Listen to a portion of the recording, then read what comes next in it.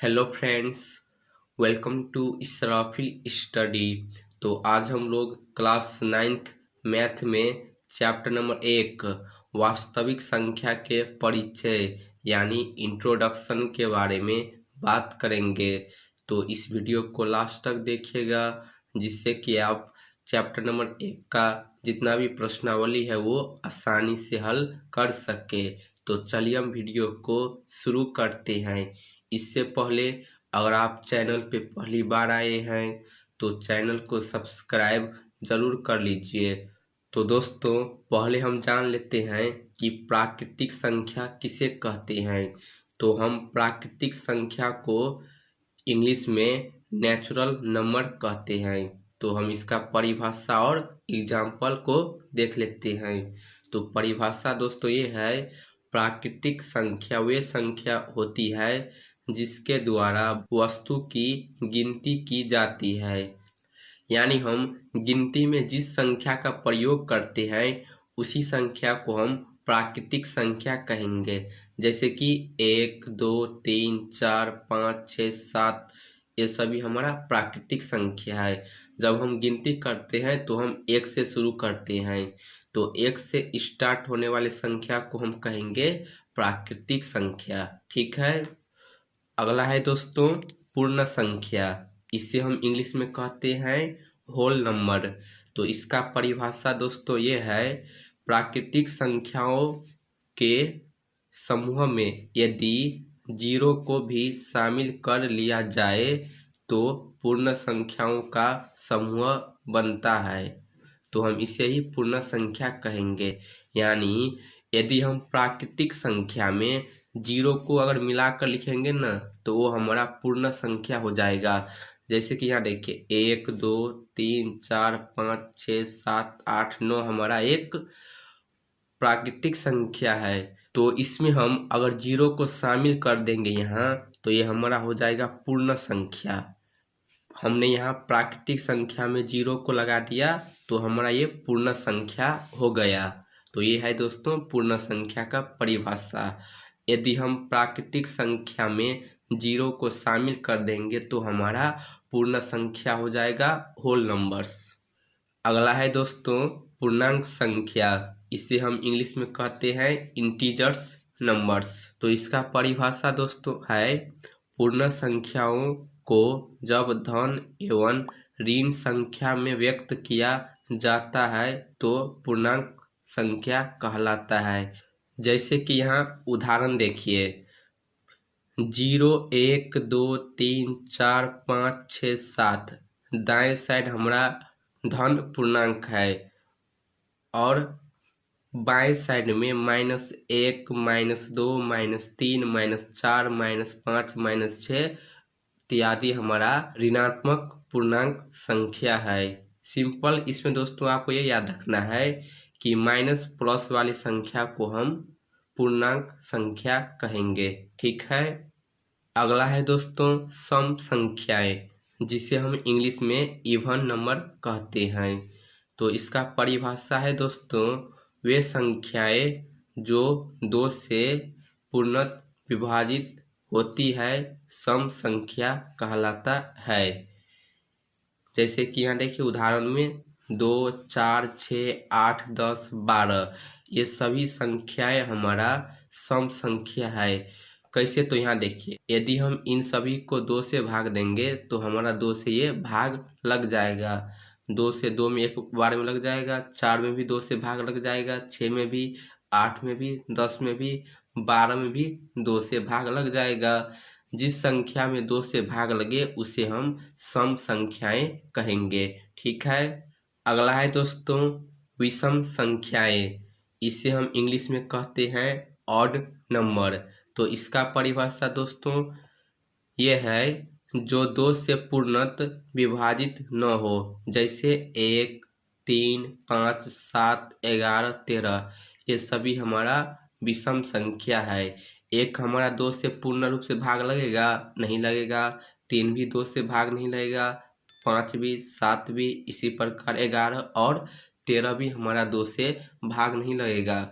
यानी जो संख्या 2 से भाग नहीं लगेगा उससे हम विषम संख्या कहेंगे, और जो हमारा 2 से भाग लग जाए उसे हम सम संख्या कहेंगे। ठीक है। अगला है दोस्तों अभाज्य संख्याएं, इसे हम इंग्लिश में कहते हैं प्राइम नंबर्स। तो इसका परिभाषा है दोस्तों वे संख्याएं जो स्वयं और एक के अलावा किसी अन्य संख्या से पूर्णतः विभाजित न हो। जैसे कि उदाहरण है 2, 3, 5, 7 इत्यादि हमारा अभाज्य संख्या है। यानी जो संख्या हमारा खुद से और एक से भाग लगे उसे ही हम अभाज्य संख्या कहेंगे। 2 हमारा 1 से और 2 से ही भाग लेगा यानी खुद से ही भाग लेगा। इसी प्रकार 3 हमारा 3 से और 1 से ही भाग लगेगा। इसी प्रकार 5 भी हमारा 5 से और 1 से ही भाग लगेगा। 7 भी हमारा 1 और 7 से ही भाग लगेगा। जो संख्या खुद से और 1 से ही भाग लगे उसे हम अभाज्य संख्या कहेंगे। ठीक है। अगला है दोस्तों भाज्य संख्याएं, जिसे हम इंग्लिश में कहते हैं कंपोजिट नंबर। तो इसका परिभाषा है दोस्तों वे संख्या जो स्वयं और एक के अलावा अन्य किसी संख्या से विभाजित हो जाती है। जैसे 4, 6, 8, 9 इत्यादि हमारा भाज्य संख्या है। यानी भाज्य संख्या में क्या होगा कि एक और खुद के अलावा किसी और संख्या से भी भाग लग जाएगा। जैसे कि यहाँ 4 है तो 4 हमारा 1 से और 4 से भी भाग लगेगा और फिर ये हमारा 2 से भी भाग लगेगा। तो 3 संख्या से हमारा ये भाग लग रहा है। तो स्वयं और एक के अलावा अन्य किसी संख्या से कोई संख्या भाग लगता है तो उसे हम भाज्य संख्या कहेंगे। 6 हमारा 1 से, 2 से, 3 से और 6 से भी भाग लग जाएगा। यानी इसमें 4 संख्या से भाग लग जाएगा। इसी प्रकार 8 हमारा 1 से, 2 से और 4 से और 8 से भी भाग लगेगा। इसी प्रकार 9 1 से, 3 से, 9 से भाग लगेगा। तो ये है भाज्य संख्या का कॉन्सेप्ट। अगला है दोस्तों अभाज्य संख्याएं, जिसे हम इंग्लिश में कहते हैं को प्राइम नंबर्स। तो इसका परिभाषा दोस्तों ये है वे संख्या जिनका मौस यानी महत्तम समापवर्तक 1 हो उसे हम अभाज्य संख्या कहेंगे। तो दोस्तों इसमें क्या होता है कि हमारा जो संख्या है ना वो जोड़ा में होता है। फिर हम उस जोड़े वाले संख्या का मौसा निकालेंगे तो 1 होगा, HCF उसका 1 होगा। तो उदाहरण देख लिए जैसे कि 2 और 3, तो ये संख्या जोड़ा में है। तो जब हम 2 और 3 का मौसा निकालेंगे तो 1 होगा। तो इसे हम अभाज्य संख्या कहेंगे। इसी प्रकार 3 5 है, 5 7, 7 2, 7 3 इत्यादि हमारा अभाज्य संख्या है। अभाज्य संख्या हमेशा जोड़ा में होगा और इसका मौसा 1 होगा। ठीक है। अगला है दोस्तों सबसे महत्वपूर्ण परिमेय संख्याएं, जिसे हम इंग्लिश में कहते हैं रैशनल नंबर्स। तो इसका परिभाषा दोस्तों ये है वे संख्याएं जिन्हें P/Q के रूप में व्यक्त किया जा सकता है, जहां P जो है वो हमारा पूर्णांक है और Q जो है वो हमारा 0 के बराबर नहीं होना चाहिए। जैसे कि उदाहरण में देखिए 2/3, 3/4, -3/2, 22/7, 0/5, 0। तो ये सभी हमारा परिमेय संख्या है। यहाँ देखिए इसका जो हर है ना Q कहीं भी 0 है नहीं है, तो ये हमारा परिमेय संख्या है। यानी जिस संख्या को हम P/Q यानी अंश बट्टा हर के रूप में लिख सके उसे हम परिमेय संख्या कहेंगे। जहां हमारा Q को हम हर कहते हैं, हर हमारा 0 के बराबर नहीं होना चाहिए। और एक बात, ये जो 0 है 0 हमारा परिमेय संख्या है। क्योंकि हम 0 को क्या लिख सकते हैं 0/1 लिख सकते हैं कि नहीं। तो यहाँ Q हमारा 1 है अंश जीरो होगा चलेगा, लेकिन हमारा हर जीरो नहीं होना चाहिए। तो ये है दोस्तों परिमेय संख्या का कॉन्सेप्ट, आप इसे जरूर याद रखिएगा, ये आपके प्रश्नावली के लिए बहुत ही महत्वपूर्ण है। ठीक है, अगला है दोस्तों अपरिमेय संख्याएं, जिसे हम इंग्लिश में कहते हैं इरेशनल नंबर्स। तो इसका परिभाषा दोस्तों ये है, वे संख्या जिन्हें p/q के रूप में लिख नहीं सकते उन्हें अपरिमेय संख्या कहते हैं। जैसे पाई, इसे हम पाई कहते हैं। तो पाई दोस्तों हमारा एक अपरिमेय संख्या है, फिर इसका जो मान है 22/7 वो हमारा परिमेय संख्या है। ठीक है, तो ये आपको याद रखना है, पाई हमारा अपरिमेय संख्या, 22/7 परिमेय संख्या। इसी प्रकार √2, √3, 2 + √3, 2 √2, 5 - √3 इत्यादि हमारा अपरिमेय संख्या है। इसका दोस्तों एक और कॉन्सेप्ट है कि जिसका वर्गमूल पूर्ण रूप से नहीं निकले उसे हम अपरिमेय संख्या कहेंगे। यानी यहाँ देखिए √16 है, तो √16 का वर्गमूल दोस्तों क्या होता है 4। तो √16 हमारा परिमेय संख्या हो गया, क्योंकि 4 को हम क्या लिख सकते हैं 4/1, 4 के हर में कुछ नहीं है तो 1 है, तो ये हमारा p/q के रूप में है, तो ये हमारा परिमेय संख्या हो गया।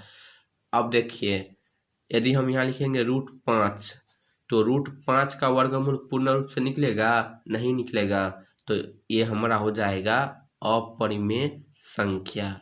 ठीक है, तो आपको ये याद रखना है, जिस संख्या को हम p/q के रूप में नहीं लिख सकते हैं और उसका वर्गमूल पूर्ण रूप से नहीं निकलेगा तो उसे हम अपरिमेय संख्या कहेंगे। ठीक है, अगला है दोस्तों वास्तविक संख्याएं, जिसे हम इंग्लिश में कहते हैं रियल नंबर्स। तो इसका परिभाषा है दोस्तों, परिमेय तथा अपरिमेय संख्या के सम्मिलित रूप को वास्तविक संख्या कहते हैं। यानी हमने यहाँ जितने भी संख्या पढ़ा है परिमेय और अपरिमेय संख्या, उसी के समूह को हम कहेंगे वास्तविक संख्या, रियल नंबर्स। जैसे कि उदाहरण में पाई, पाई हमारा क्या है अपरिमेय संख्या, 22/7 परिमेय संख्या। तो परिमेय संख्या और अपरिमेय संख्या के समूह को हम वास्तविक संख्या कहेंगे। और यहाँ देखिए दोस्तों एक क्वेश्चन है आपके प्रश्नावली 1.1 को हल करने के लिए। क्वेश्चन है 1 और 2 के बीच 5 परिमेय संख्या लिखिए। यानी हम परिमेय संख्या को कैसे निकालेंगे, तो देखिए हम इस क्वेश्चन को किस प्रकार हल करते हैं। तो यहाँ ध्यान दीजिए, हमें क्वेश्चन में क्या बोला है कि 1 और 2 के बीच 5 परिमेय संख्या लिखना है। तो यहाँ हमें 5 परिमेय संख्या बोला है ना, तो हम यहाँ 5 से एक बड़ा संख्या को लेंगे। तो 5 से बड़ा दोस्तों क्या है 6। तो अब हम यहाँ क्या करेंगे कि ये जो 1 है ना, इस 1 में हम एक बार 1 में हम 6 से गुना कर देंगे, फिर हम इसी में 6 से भाग कर देंगे। ये है कॉन्सेप्ट। तो इसे हल करेंगे तो क्या हो जाएगा दोस्तों 6/6। ठीक है, हमें 5 परिमेय संख्या निकालना बोला है, तो इससे 1 प्लस संख्या को लेंगे, तो 5 से 1 ज़्यादा हो जाएगा 6, फिर हम 6 से एक बार इस 1 को गुना करेंगे, एक बार भाग करेंगे। इसी प्रकार यहाँ क्या है 2, तो 2 को भी दोस्तों हम यहाँ क्या लिखेंगे, 2 को भी हम एक बार 6 से गुना कर देंगे, फिर हम यहाँ 6 से भाग भी कर देंगे। तो ये क्या हो जाएगा दोस्तों 6 दूना 12/6। तो अब यहाँ ध्यान दीजिए, अब हम यहाँ क्या करेंगे 6/6 और 12/6 के बीच 5 परिमेय संख्या ज्ञात करेंगे। तो दोस्तों 6/6 के बाद अगली परिमेय संख्या कौन होगा 7/6। ठीक है, 7/6 के बाद अगली परिमेय संख्या हो जाएगा 8/6, फिर अगली संख्या हो जाएगा परिमेय संख्या 9/6, फिर अगली संख्या हो जाएगा परिमेय संख्या 10/6, फिर अगली परिमेय संख्या हो जाएगा 11/6। फिर अगली संख्या हो जाएगा 12/6। तो यहाँ 12/6 पहले से ही है, तो हमें 1 और 2 के बीच 5 परिमेय संख्या लिखना था। तो देखिए यहाँ 1 2 3 4 5, तो यहाँ हमारा 5 परिमेय संख्या हो गया है। तो इस प्रकार दोस्तों हम परिमेय संख्याओं को ज्ञात करेंगे। तो उम्मीद करता हूँ कि आपको वीडियो समझ आई होगी। अगर आपको वीडियो पसंद आए तो वीडियो को लाइक, कमेंट और शेयर ज़रूर कर दीजिए। अगर आप चैनल पे पहली बार आए हैं तो प्लीज़ चैनल को सब्सक्राइब ज़रूर कर लीजिए।